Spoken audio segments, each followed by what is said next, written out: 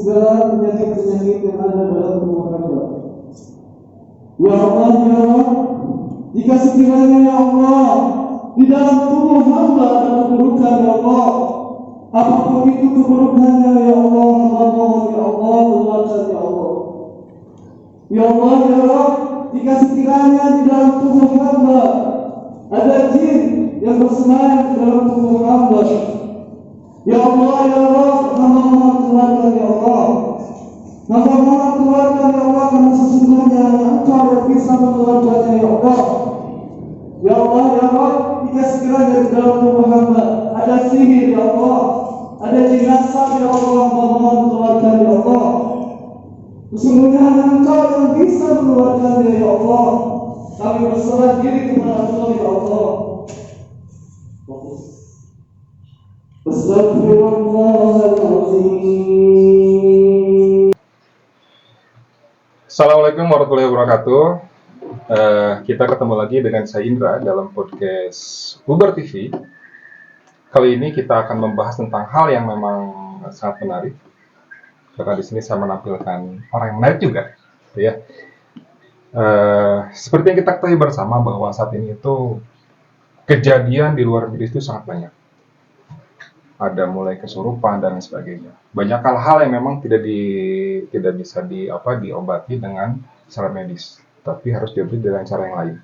Nah, cara yang lain ini tentu kita akan bertanya pada ahlinya. Di sini saya menghadirkan dua orang narasumber yang luar biasa dengan pemahaman ilmunya. Insya Allah soleh. Di sini ada Kang Yono. Ya Kang ya, ada Kang Yono. Beliau adalah seorang peruqyah. Dan juga ada Ustadz Taufan, Kang Taufan ya, sebagai yang pernah diruqyah ya Kang ya. Ya. Nanti kita akan bertanya banyak hal di sini tentang metode ruqyah itu bagaimana. Mungkin untuk teman-teman di luar sana yang penonton Uber TV yang mau bertanya, silakan di kolom komentar, nanti kita akan coba dibahas lebih jauh. Kang Yono, Kang Taufan apa kabar? Alhamdulillah. Luar biasa, Allah Akbar. Ini luar biasa Kang ya. Ini sebetulnya sudah menjadwalkan cukup lama. Cuman Kang Yono punya schedule yang cukup padat. Alhamdulillah ini qadarullah, ini bisa ditakdirkan bertemu nih Kang ya. Gitu. Kita bisa berbagi tebar kebaikan bersama sahabat-sahabat Uber TV nih Kang. Insyaallah. Kang Yono, begini Kang. Kita bicara ruqyah nih Kang ya. Itu ruqyah dalam konteks Islam itu seperti apa sih Kang? Ruqyah. Ya, ruqyah itu mempunyai beberapa fungsi ya. Di antaranya ada yang pertama, fungsi dari ruqyah itu untuk kemudian menyembuhkan atau pengobatan berbagai macam penyakit, baik medis maupun non medis. Kemudian yang kedua, ruqyah juga bisa berfungsi sebagai untuk mengusir atau mengobati gangguan jin dan sihir ataupun ain. Kemudian yang ketiga adalah untuk pembentengan atau perlindungan dari gangguan jin, sihir dan juga ainul hasad. Gitu kan. Lalu terus mungkin ya Kang, jin, sihir zaman sekarang yang notabene itu sangat teknologi sudah berkembang cukup pesat, gitu. Memang masih ada yang seperti itu Kang? Masih. Masya Allah. Karena memang berkaitan dengan sihir ya, terutama dengan sihir ini kan memang sudah ada dari zaman Nabi dulu ya, entah itu Nabi Sulaiman, Nabi Musa, dan sampai Nabi kita Nabi Muhammad SAW, dan juga ya sampai hari ini gitu kan. Fenomena gangguan jin ataupun sihir itu masih banyak di tengah-tengah kita gitu. Karena ini masih ini ya, orang tuh masih sihir dan sebagainya itu masih Allah masih banyak kan ya. Biasanya untuk apa Kang mereka pakai itu nih Kang? Ya, banyak sih ya Kang ya.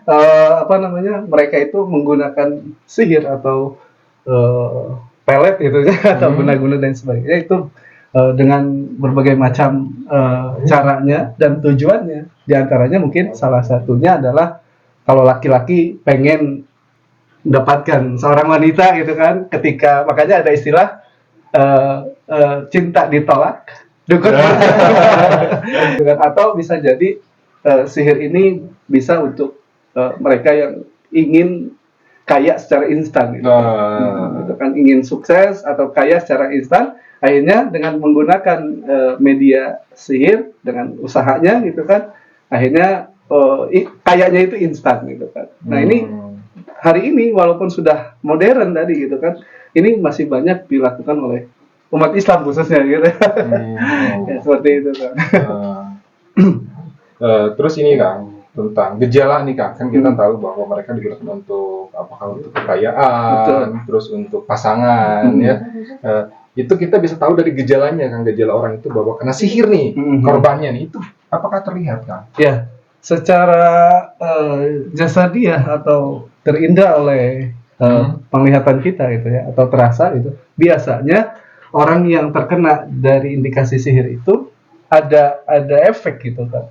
Kalau misalkan dia terkena sihir dari segi usaha, ya. Dulu saya pernah meruqyah salah satu pengusaha di Jogja ya dulu di Jogja, kebetulan dulu pernah. Yogyakarta ya, betul. Bukan Jogja, bukan Jogja Gede ya, bukan ya. Dulu alhamdulillah tahun 2021-2022 itu hampir 1 bulan sekali ya ke Jogja. Dan itu saya pernah dapat satu pasien yang mana beliau ini pengusaha toko bangunan, material ya. Nah itu dulu ada saingan bisnis, jadi nggak jauh dari tempat dia jualan bahan bangunan itu, di kurang lebih berapa ratus meter lah, itu ada lagi gitu kan. Nah dia itu datang ke kita ya ketika kunjungan ke Jogja, mengeluhkan pertama usahanya sepi, itu yang dirasakan ketika seseorang yang dia terkena sihir lewat tadi ya, ketika dalam hal bisnis atau usaha gitu kan. Jadi usahanya sepi, seperti tidak buka gitu. Ditutup. Iya, kayak ditutup gitu. Orang datang tuh nggak kelihatan gitu ya. Bahkan ada ya tetangga atau temannya yang cerita bilang gitu kan, kalau tokonya itu selalu tutup gitu. Padahal nggak tutup, buka gitu kan, tuh luar biasa. Nah kalau yang selain itu, selain bisnisnya kemudian tadi ada penurunan omset atau penghasilan, juga dia merasa bahwa tubuhnya itu sakit, secara fisik gitu kan. Jadi dulu itu yang dirasa oleh pasien ini, beliau merasakan bahwa indranya itu hilang, seperti kecap ya, rasa dan juga penciuman. Seperti COVID ya. COVID. Padahal belum COVID dulu gitu. Kok mau COVID udah ada dari awal sebenarnya. Yang penciuman, ya mah kasurupan. Masukan jin ya. Sampai seperti itu, Masya Allah. Dan si pasien ini kemudian memperlihatkan video, kan dipasang CCTV ya. Si toko materialnya ini dipasang CCTV. Diperlihatkan itu kan di HP-nya, videonya itu setiap malam ada orang yang selalu ngelemparin tanah ke tempat itu toko bangunannya itu. Jadi setiap malam itu melempar tanah. Sponsor mungkin Kang. Allah alam gitu kan.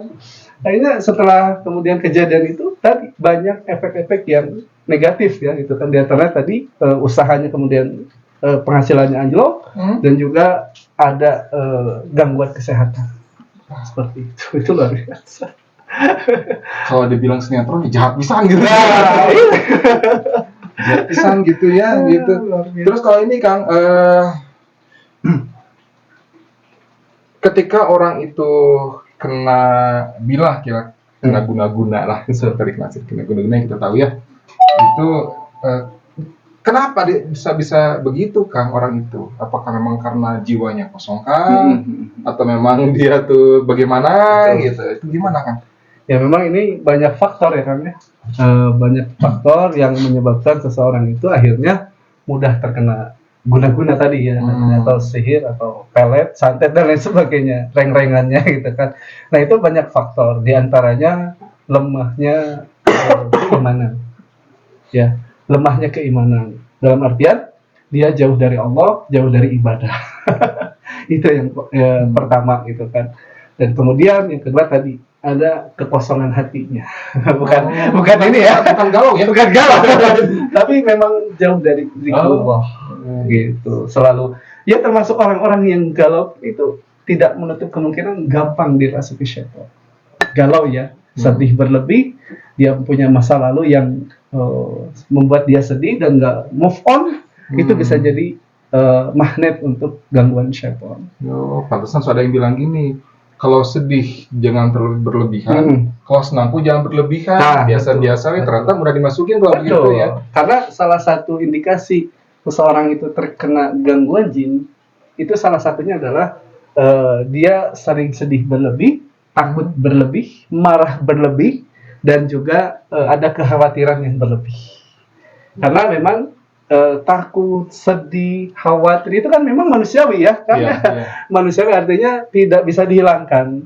Cuma yang jadi problemnya itu ketika sudah berlebihan. Nah, ini yang jadi problem. Makanya kan sesuatu berlebihan itu tidak baik ya. Baik ya. Iya, gitu kan. Nah, itu yang membuat ada magnet tersendiri untuk syaitan itu bisa menguasai jiwa dan raganya, sehingga gampang dirasuki.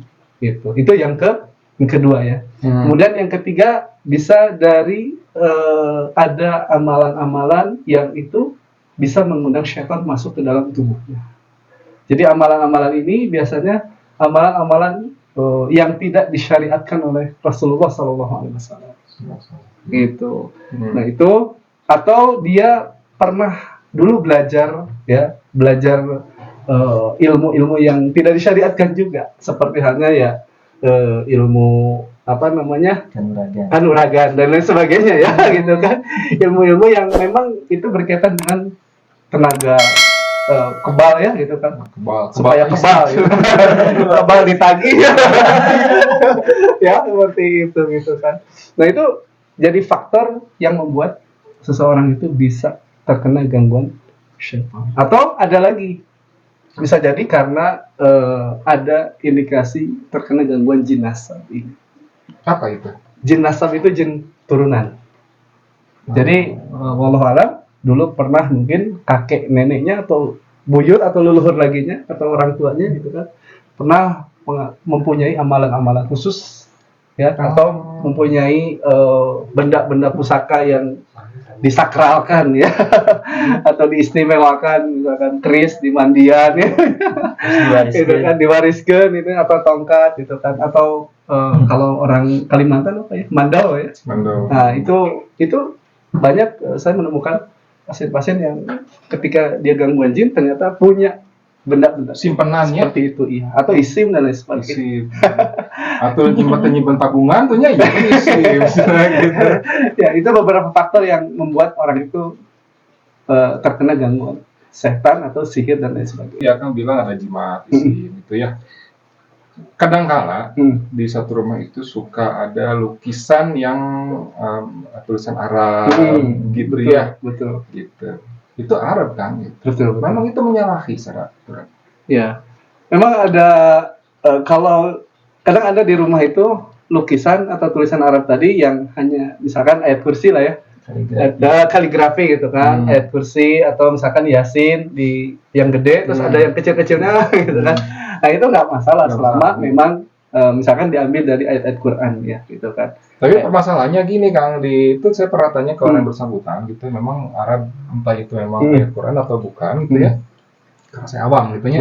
Sok ayat pedangan gitu, saya bilang kalau dicabut sama ayat jimatan gitu. Gitu. Memang ada jimat yang begitu kan? Ada. Ya. Kadang kalau saya meruqyah gitu kan, kalau misalkan meruqyah ke luar kota lah ya misalkan, atau saya kunjungan ke rumah pasien, itu kadang saya pulang itu bawa oleh-oleh. Dan oleh-oleh itu makanan khas itu, tapi jimat khas gitu. Kayak tulisan Arab yang dikantongin di dompet gitu kan. Nah, itu banyak. Dan itu bisa jadi kategori masuk ke isim, jimat dan sebagainya. Nah, gimana cara menghilangkan itu? Cara menghilangkannya, kalau saya pribadi biasa ke pasien itu cara untuk menghancurkannya dibakar. Oh, dibakar ya? Betul, dibakar. Gitu. Jadi kita niatkan untuk membakar segala bentuk kesyirikan atau kemusyrikannya. ya gitu. Kayak misalkan keris pun atau benda-benda yang sulit dibakar tetap kita kita sarankan untuk bakar. Walaupun secara zatnya nggak kebakar ya, tapi kan tadi niatnya kita untuk membakar kesyirikannya, gitu. Iya. Gitu kan. Iya. Ini memang jadi agak ini ya, agak asa merinding ya. Insya Allah. Iya. Di sebuah rumah, saya teringat di masa kecil saya itu, orang tua saya itu ini Kang, tinggal di daerah pegunungan, daerah Pangalengan kan. Di atas rumah itu, ketika orang tua saya pindah, di atasnya tuh ada gulungan kertas yang entah sampai sekarang pun saya nggak tahu isinya apa. Gulungan kertas. Gulungan kertas. Dan kata penjaga rumah itu, tong dibuka, cenah gitu, tong dibuka, pengaman, cenah, pengaman. Iya. Memang ada begitu Kang ya, pengaman rumah ngarah di pesan bujin gitu. Ya. Begitu gulung gitu memang ada Kang. Ada, dan itu banyak ditemui. Saya kalau tadi merukyah, Tapi jimat oke akhirnya. iya itu masuk ke kategori jimat. Oh, alam. Kalau dia sudah ada niatan bahwa kertas yang tadi digulung-gulung itu punya khasiat untuk menjaga, ya, nah itu udah melenceng dari syariat dan itu bisa dikategorikan sebagai jimat. Dan ketika kita menggantungkan ke benda itu, maka kita termasuk orang yang musyrik atau syirik gitu. Dan sholatnya tidak diterima selama 40 hari ya, naudzubillah gitu kan. Kalau kita meyakini bahwa wah saya aman nih daya iya. Wah gitu. Eta masalahnya gitu. Karena sudah merasa aman itu. Betul. Berarti dijali ke akidah ya tadi. Ya, betul. Dijali ke hati. Dijali ke bahaya eta gitu.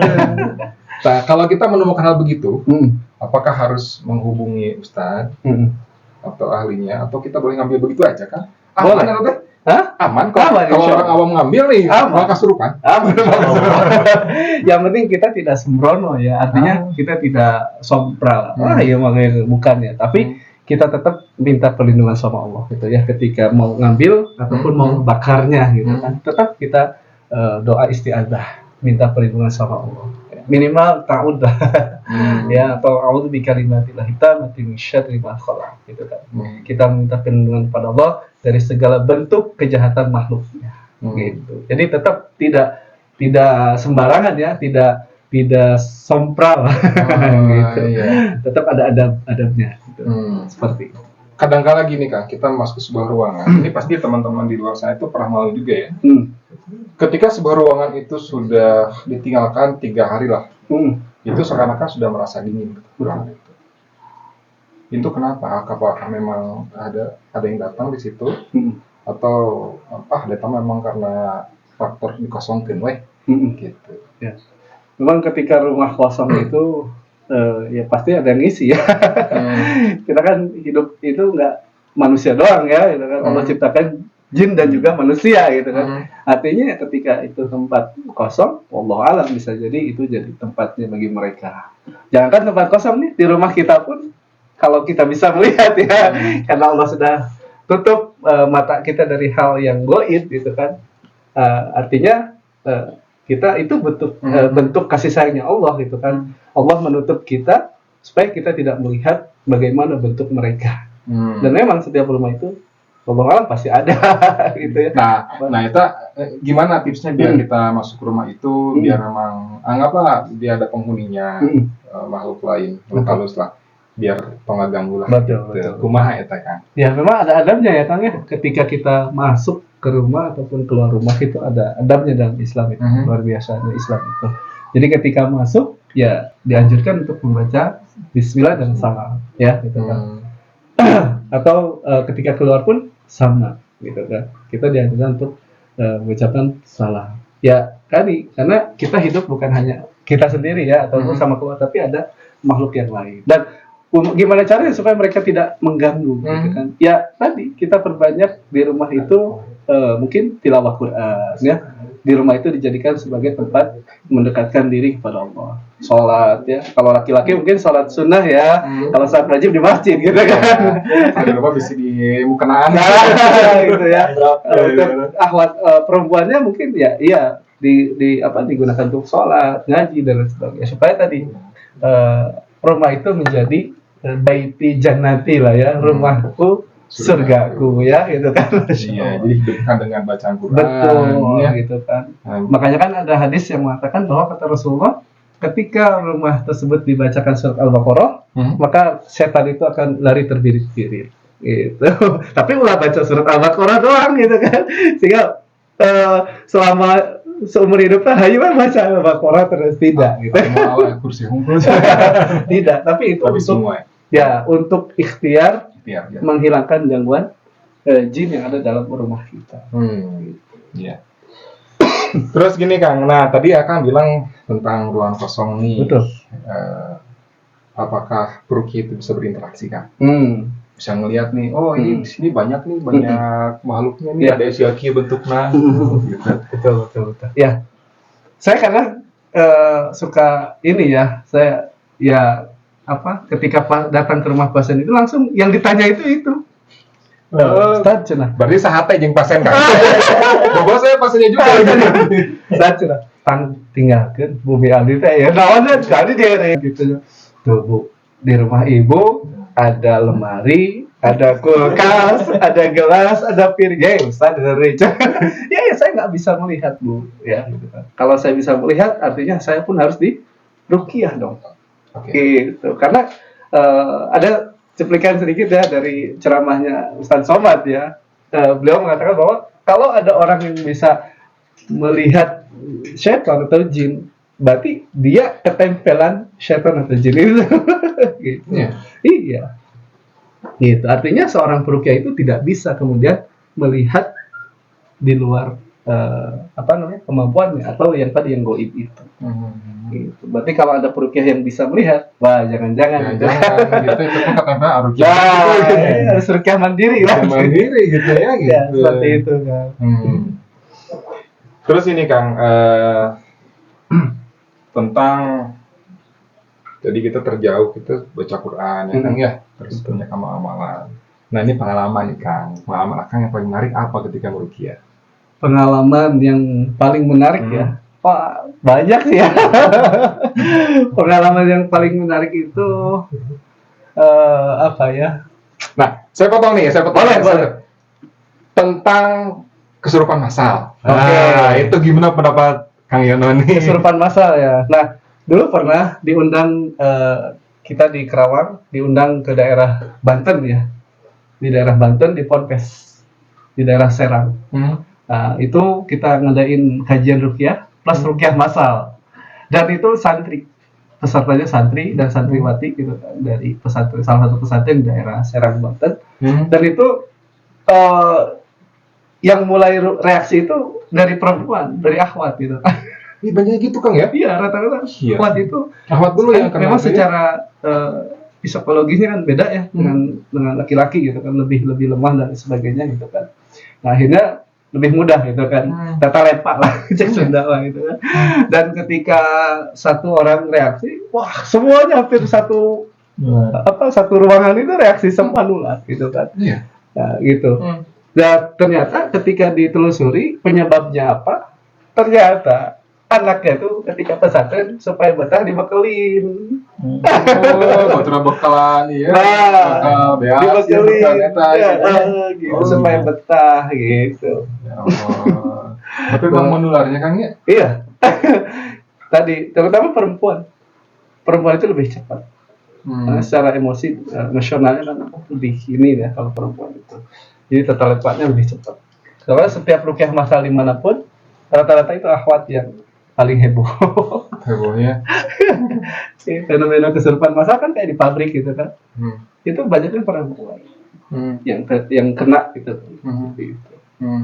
Karena lemah.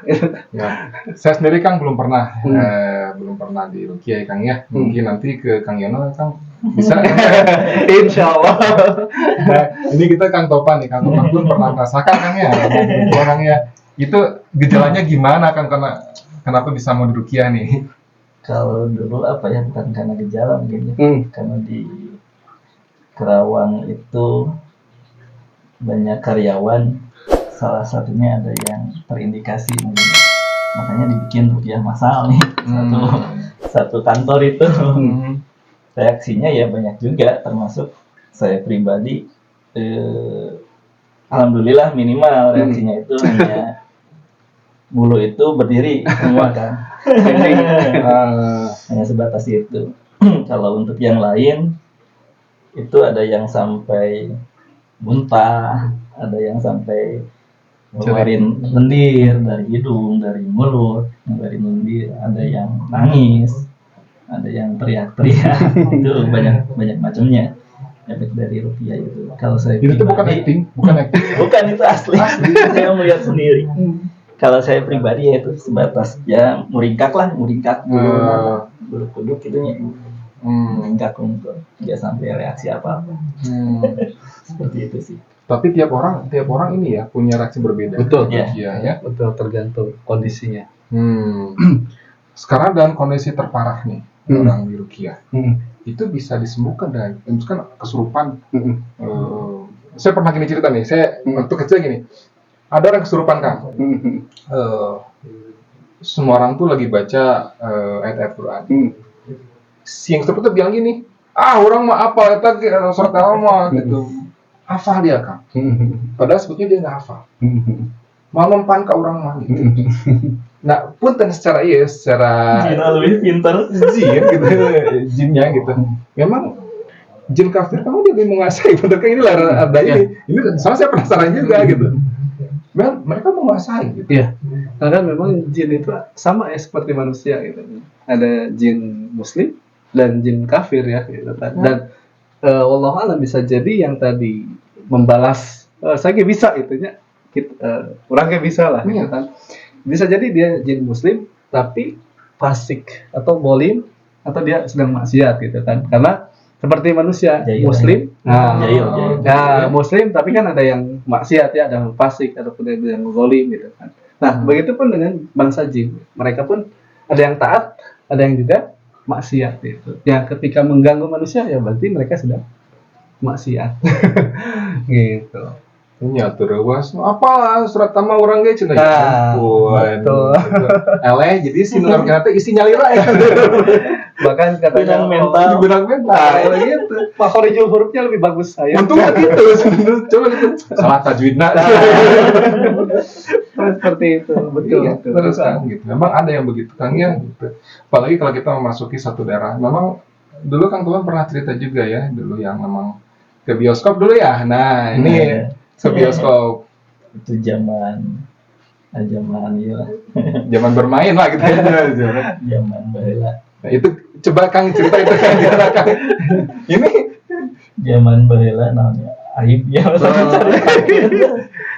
Jadi saya dulu pun pernah dulu termasuk yang pacarannya. Zaman pacaran lah. Pacaran lah. Dulu itu ceritanya nonton yang jam malam. Kalau nggak salah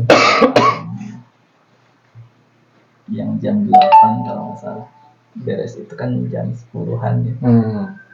Itu di salah satu bioskop di Bandung. Ketika beli tiket itu banyak tuh kan di meja tiket itu kan ada tempat duduk. Nomor duduk itu penuh kan, penuh sama orang gitu. Penuh yang beli tiketnya. Kita nggak tahu kan. Pasal kita sebut aja ya bioskopnya biar kebayang ya. Bioskopnya yang di mana? Nusantara kalau itu ada Nusantara. Ya Nusantara. Oke. Ketika kita beli tiket 2 itu banyak yang udah booking tiket. Itu kan si tempat duduk itu di checklist lah kalau ini.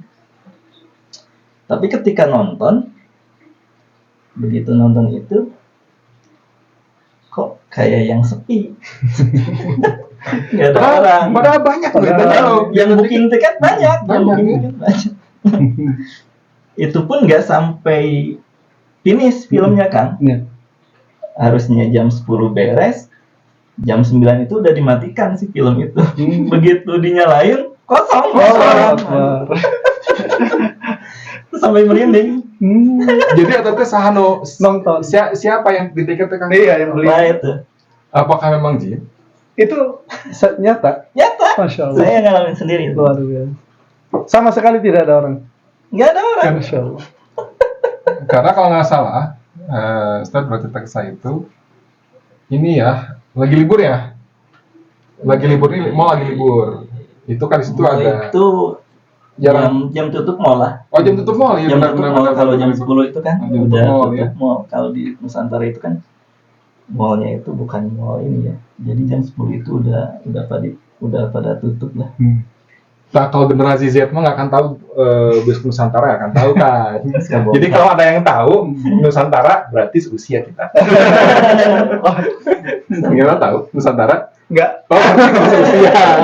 Berarti mungkin di atasnya Kang Yana atau di bawahnya.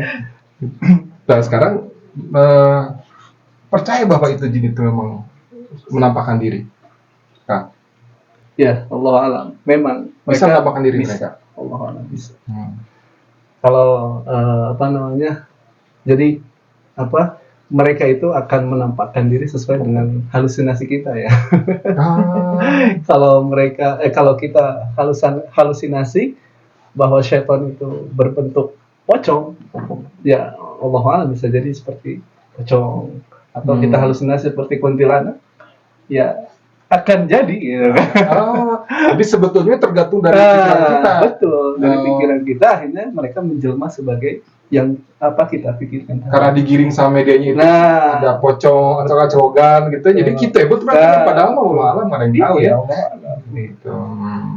Makanya ya tadi kalau kita merujuk kepada Al-Quran, dalil itu kan bahwa syaitan itu kata Allah kan lemah ya. Inna kaida syaitani kana dha'ifa. Sesungguhnya tipu daya setan itu lemah gitu kan. Artinya ya seharusnya kita nggak takut gitu ya, karena sudah digiring opini bahwa syaitan itu seperti kuntilanak, pocong ya gitu kan. Akhirnya ketika kita lewat ke tempat-tempat yang kalau di TV itu kayak di pohon, kayak di rumah kosong gitu kan. Akhirnya kita punya rasa takut gitu kan. Walaupun memang ya gorija ya, artinya naluri gitu kan. Rasa takut terhadap sesuatu yang apa namanya tidak bagus gitu. Itu memang gorija atau naluri lah gitu ya. Tapi jangan sampai kemudian menjadikan rasa takut kepada syaitan lebih daripada kepada Allah ya gitu kan. Nah ini gitu, seperti itu. Ada satu lagi yang menarik tentang kerasukan nih kan. Oh iya mah kerasukan leluhur. Apakah itu ibunya, neneknya, karuhunnya? Itu memang betul kerasukan itu atau memang apa itu kan? Ya Allah alam, memang apa ya istilahnya, kalau Allah menciptakan manusia itu beserta dengan pendampingnya ya, atau yang sering kita sebut dengan korin, jin korin. Nah, artinya setiap manusia itu Allah titipkan atau Allah kasih pendamping ya dari kalangan jin, namanya jin korin itu kan. Nah, jin korin ini kan ketika kita lahir sudah ada ya, artinya apalagi kemudian sampai menemani kita dan sebagainya, sehingga tahu kebiasaan kita ya, tahu kebiasaan kita dari lahir sampai besar, sampai tua dan sebagainya, sampai kita meninggal. Nah kebiasaan kita itu mereka tahu ya gitu kan. Nah akhirnya ketika ada ininya istilah cerita gitu kan, tuh ayah arwahna si anu gitu kan. Di rumahnya cenah di tukangan rumahnya cenah ayah kericingnya. Nah itu memang Allah alam bisa jadi itu dari jelmaan dari jin korin itu. Kalau untuk ruh ya, kata Allah kan dalam Quran bahwa ruh manusia itu ketika sudah dicabut itu urusan Allah ya, diserahkan kepada Allah.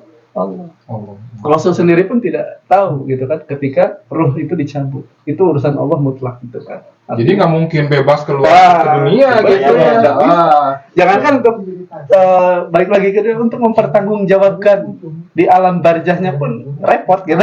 Dia pun sibuk gitu ya, kalau sibuk dia buru-buru keluar di kuburan. Nah, jadi untuk sahabat-sahabat Tubur TV jangan salah paham dulu bahwa ketika ada yang kesurupan leluhur, jangan mau dibohongin. Nah, apalagi minta kopi ya. Kopi, minta kelapa muda, masuk aja kan. Betul. Gitu. Nah, ketika yang begitu orang kudu kumaha Kang?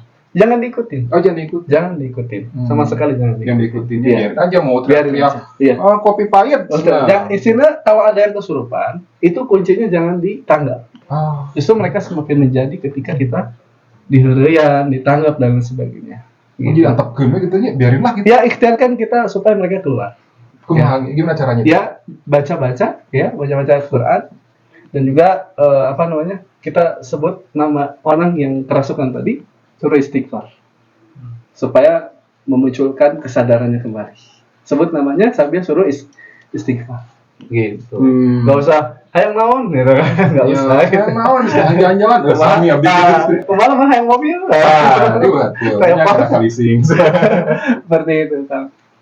Iya. Kadang-kadang gini ada yang langsung menaik karena kerasukan pijit jempolnya. Itu Nah gimana? itu memang ada beberapa metode ya atau cara. Jempol kaki katanya ya. Betul.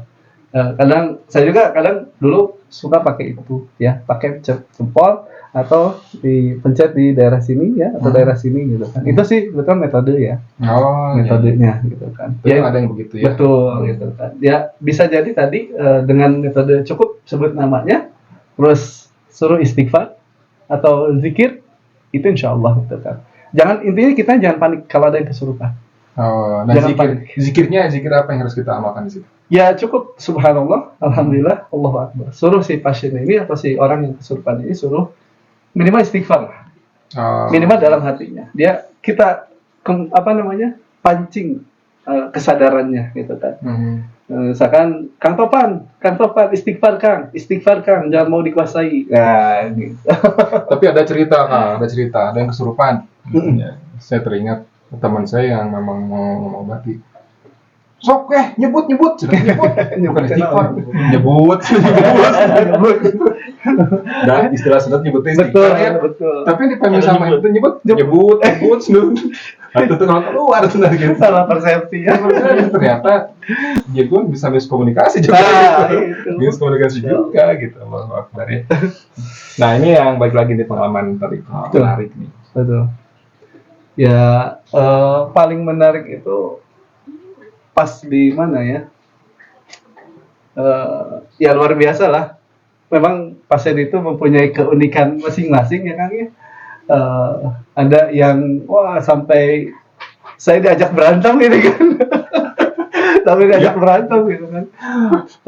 Yang paling menarik itu ada perempuan. Iya, saya masih ingat ada pasien perempuan. Dulu di Rupiah itu di tempat kami ya. Dulu kan tempat itu kayak ini di gunung ya kan, terus kayak di tanam kayak tanaman kan, disebutnya apa ya, green apa gitulah, kebun-kebunan itu ya di situ. Nah itu kan bangkunya itu dari bambu, bangkunya itu dari bambu, terus ditancap ke tanah supaya kuat gitu. Ketika si perempuan ini reaksi ya di Rupiah, itu bambu yang nancep ke tanah bisa sampai ke angkat. Kalau secara normal kita angkat itu susah sama laki-laki gitu ya. Ini sama perempuan badannya kecil, kaki keangkat sampai cuk gitu kan, si yang nancep ke tanah itu sampai ngangkat. Itu luar biasa. Luar biasa itu. Terus ada lagi seorang MMA ya, tahu ya? Iya. Badannya kotor gitu.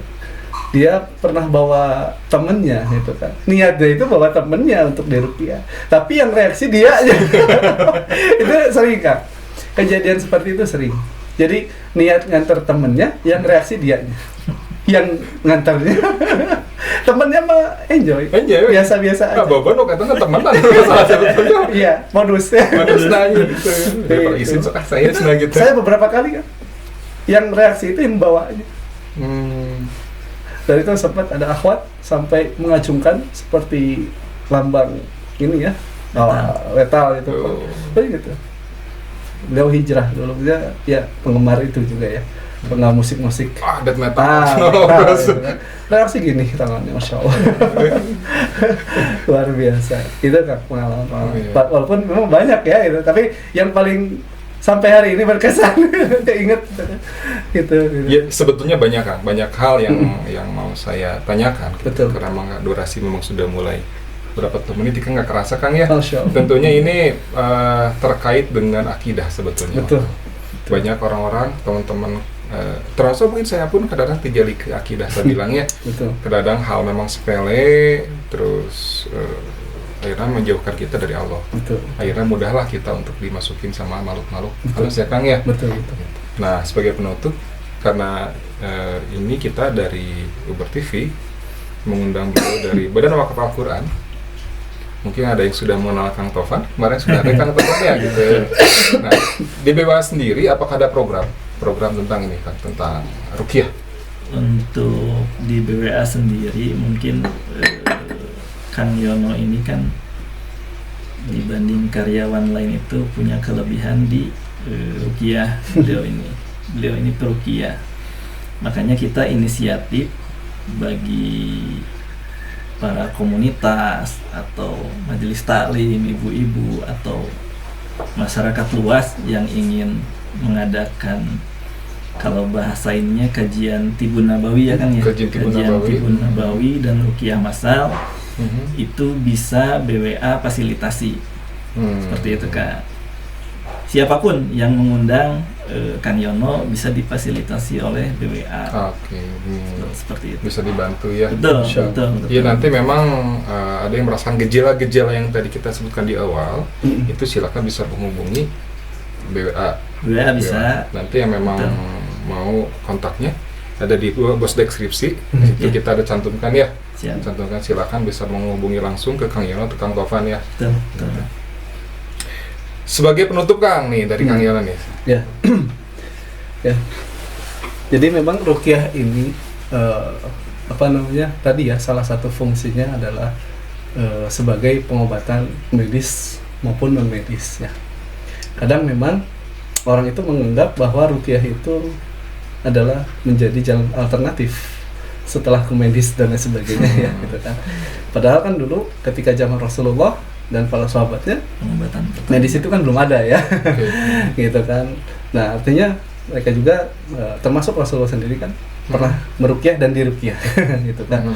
Nah, artinya bagi sahabat semuanya, ketika kita sakit harusnya gitu ya, yang kita ingat dulu itu adalah, pertama itu adalah Allah. Ingat Allah ya, dulu. Ingat Allah dulu. Kadang kalau di kita kan ya, kalau kita sakit kepala langsung ingat Prameknya. Itu saya Mas Kadon. Gitu kan. Harusnya Allahnya dulu gitu kan. Maka ada cerita di Arab sana itu rumah sakit itu sepi kan. Ya. Karena mereka itu tadi ketika sakit yang diingat itu Allahnya dulu. Apa maksudnya yang diingat Allah? Ya tadi, dosa apa yang sudah dilakukan. Ya, karena penyakit itu sesuai dengan dosa yang dilakukan. Ya, bisa jadi itu penggugur dosa-dosanya. Ya, makanya yang dilakukannya pertama kali adalah taubat kepada Allah. Ya, melakukan taubat dan nasuha dan berhenti untuk melakukan segala bentuk kemaksiatan. Itu kan. Nah, kemudian baru ikhtiar tadi dengan ruqyah dan lain sebagainya ya. Walaupun memang tidak menafikan dunia medis ya. Cuman kita tadi sebagai seorang muslim, kita meyakini bahwa salah satu fungsi dari Al-Qur'an itu, kata Allah di Quran surat Al-Isra ayat 82, A'udzubillahi minasyaitonir rajim, wa nunazzilu minal Qur'ani ma huwa syifaa'un wa rahmatul lil mu'minin. Tidaklah aku turunkan Al-Qur'an ini menjadi penawar dan rahmat bagi orang-orang mukmin. Nah, penawar di sini artinya obat. Ya, obat dari segala macam penyakit. Kalau kita kuncinya apa? Wa rahmatul lil mu'minin. Supaya Al-Qur'an ini jadi obat, kuncinya adalah yakin. Dan kata Allah, la raiba fi. Al-Qur'an itu tidak ada keraguan sedikit. Artinya kalau kata Allah, Al-Qur'an ini salah satu fungsinya jadi obat, ya kita tinggal yakin. Ya, kalau Al-Qur'an itu salah satu fungsinya sebagai obat. Insya Allah segala bentuk penyakit akan Allah sembuhkan dengan izin. Gitu kan? Wallahu a'lam bishawab. Di Kang Tovan ada penutup? Ya itu aja kalau dari saya mewakili BWA bagi masyarakat luas yang ingin melakukan kajian Tibu Nabawi maupun konsultasi terkait ruqyah, mumpung ada pakarnya Masya Allah. Ustaz Suryono, itu bisa menghubungi BWA kan. Insya Allah ini kita gratiskan juga. Iya. Silakan aja bagi masyarakat luas yang memang mau konsultasi atau mau ngadain kajian Tibu Nabawi sekaligus ruqyah masal, bisa menghubungi BWA. Tidak berbayar ya? Tidak berbayar, insya Allah. Insya Allah tidak berbayar. Luar biasa, Allahu Akbar ya. Alhamdulillah, ini perbincangannya sangat menarik sekali. Ketika kita membahas dari awal tentang ruqyah sampai masalah kesurupan, sebetulnya ini masih banyak nggak kita bahas. Cuman karena memang nantilah kita coba di teman-teman BerTV yang memang penasaran, ingin mengundang lagi Kang Yono ke sini, silakan di kolom komentar. Mudah-mudahan Kang Yono bisa menyimpan profilnya lagi Kang ya gitu. Siap, insyaallah. Nanti silakan misalkan Bapak admin tolong ini tentang mau dibahas tentang ini, nanti insyaallah gitu. Sebetulnya ada beberapa ini kan, ada beberapa materi ya. Di antaranya ada ruqyah tadi ya, pembahasan terkait ruqyah, terus ada kemudian mengenal tentang sihir, terus ada tentang jenazah ya, terus juga ada ain ya, ain. Iya, ini iya. banyak lah sisinya insyaallah. Jangan lupa nanti kita akan undang lagi Kang Yono. Kang ya gitu. Kang Yono mengundang Kang Yono sehat. Sama Ustaz Topan juga doa sehat ya. Amin. Kita bisa mengundang lagi beliau ke sini. Nah, kita akan banyak lagi. Tadi telah dibilang oleh Kang Yono bahwa kita nanti akan banyak kesini sebetulnya. Ini banyak tema-tema yang bisa kita bahas. Untuk sahabat BerTV di sana, jangan lupa klik like, share, subscribe, dan komen. Insya Allah jika konten ini sangat bermanfaat buat sahabat-sahabat semuanya. Gitu Kang ya? Atau pisan? Sami-sami. Assalamualaikum warahmatullahi wabarakatuh. Waalaikumsalam.